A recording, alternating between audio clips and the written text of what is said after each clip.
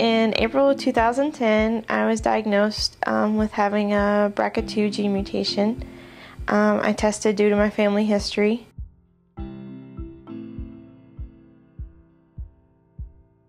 I am in the medical field. I'm a mammogram tech. No one ever really talked to me about testing.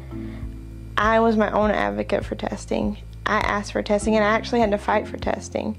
When I went to see my family practice provider, she told me I wasn't a candidate for testing, that it wasn't indicated in ovarian cancer. And so we had to go back and forth, and finally she agreed to send me to a genetic counselor, not because my insurance required it, but because she still didn't think I should be tested. And lo and behold, of course, I tested positive, and I actually went to patient advocacy at the hospital, not to get anybody in trouble, but just to change that. And you know, the education's got to be stepped up. And so now she's actually one of the top ordering providers for the hospital. Once I tested, I actually felt relieved because I have 2 girls, and my grandmother passed away when I was 3 months old. So I have absolutely no memory of her. She wasn't at my wedding or the births of my girls. And that's all going to change for them due to early testing. I'm definitely more proactive. I'm actually one of those people with a binder that has everything in it. But you kind of have to be, because there's a lot that goes with it. But even if my doctor doesn't know what comes next, I do, because being informed is the best thing you can do for your own health. It really is. My husband's in the military, and we've been married for almost 14 years, and I'm the rock. He's deployed 5 times, and I hold everything together because that's what I do. So we had talked about his mortality many times, but never mine. So it was hard when we first found out that I did have the mutation, but for me, making the steps that came next were pretty easy. I think preventative surgery was the right choice for me. It eliminated a lot of the risk, and I want to be around for my girls. I want to be there for my grandkids. I want to have a different legacy for my generation.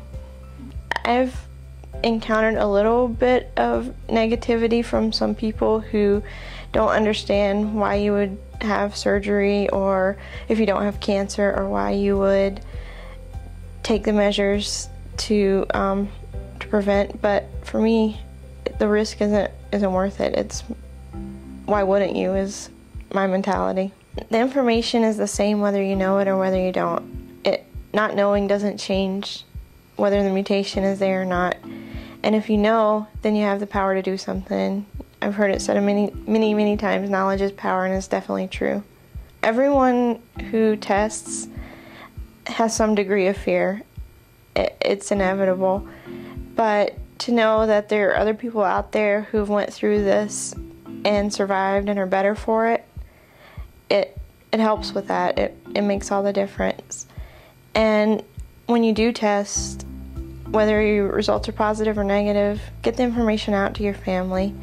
You know, it can make difference for generations to come. Now my family, its legacy is going to change completely because the information's out there. I really didn't think I was going to be positive going in. Like, my husband offered to go with me to get the results. I'm like, no, I'm good. And then I'm crying from the parking lot, why didn't you come with me? He's like, hello. But I was okay with her telling me, yes, you're positive. And I was ready, okay, what do we do now? What are the next steps? Because that's just kind of my personality. I'm very motivated, very driven, and I just do what needs to be done. But when we started talking about my girls, that's when I lost it, because as a parent, you never want anything bad for your children, and you especially don't want to be the reason that bad things happen. But you know, it's not really anybody's fault. It's not anything you can prevent. So you just kind of have to let go of that guilt and understand that you're doing the best you can, and you're getting the information to them, and that's the best gift you can give them.